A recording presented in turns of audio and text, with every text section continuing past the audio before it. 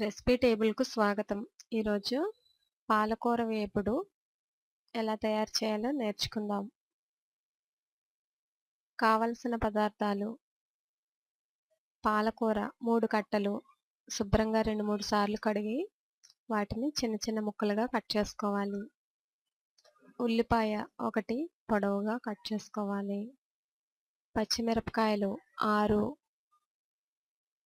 పచ్చిశనగపప్పు పావు table spoon, Sai మినపప్పు పావు టేబుల్ స్పూన్, వెల్లుల్లి రెమ్మలు 6, ఎండుమిరపకాయలు 3, జీలకర్ర పావు టేబుల్ స్పూన్, కరివేపాకు 3 రెమ్మలు, పసుపు పావు టేబుల్ స్పూన్, ఉప్పు రుచికి సరిపడినంత, నూనె 3 టేబుల్ స్పూన్స్. ముందుగా ఫ్రై ఎలా తయారు చేసుకోవాలో చూద్దాం. ఒక బాండీలో ఆయిల్ వేసుకుని హీట్ అయిన తర్వాత ఒలుచుకున్న వెల్లుల్లి రేఖలను వేసుకోవాలి. తర్వాత పచ్చిశనగపప్పును వేసుకుని ఒక 2-3 నిమిషాల పాటు వెల్లుల్లిపాయలు శనగపప్పు వేగే వరకు ఉంచాలి. తర్వాత సాయి మినపప్పు, సన్నగా తరిగిన ఉల్లిపాయలు, పచ్చిమిరపకాయలు వేసి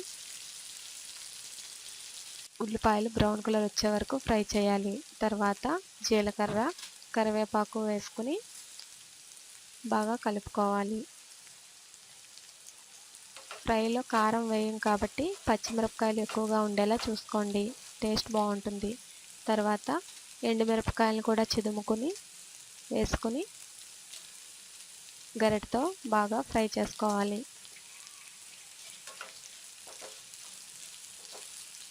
ఇలా ఒక 2 నిమిషాల పాటు వేపుకున్న తర్వాత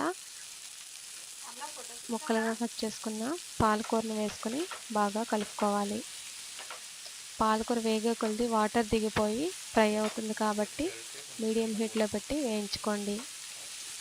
కావాలంటే మూత పెట్టండి, త్వరగా మగ్గుతుంది.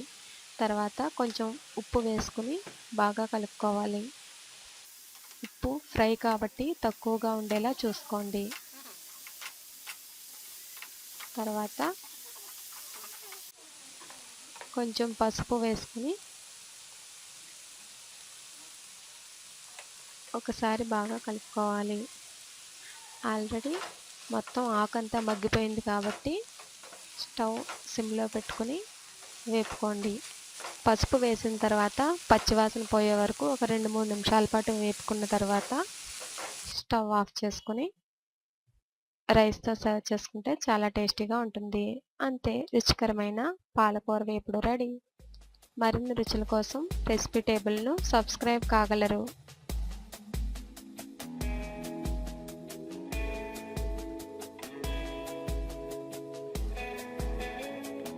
ధన్యవాదములు.